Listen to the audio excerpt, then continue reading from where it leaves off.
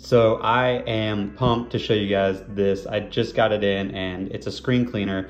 I just used it on my iMac in the other room, but I'm gonna do a little demo here on my laptop just to show how it removes dust and like fingerprints and all the little oils that you get on your screen from time to time. So this just pops right out of there. And then, let me switch hands. It literally just goes right on screen. You don't have to apply any like liquids or anything like that. But you can literally just start cleaning just by putting it on there. And it does a super good job.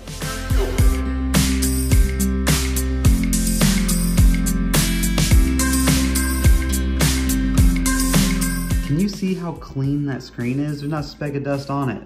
All came from this little guy right here. So this pad gets you 150 uses out of it before you need to change it. They do sell replacement pads, but yeah, you don't have to carry a solution in a microfiber anymore and spray. You just literally pull this guy out and you can just start cleaning with it. So go check it out. Best little product that I've bought in the last 6 months.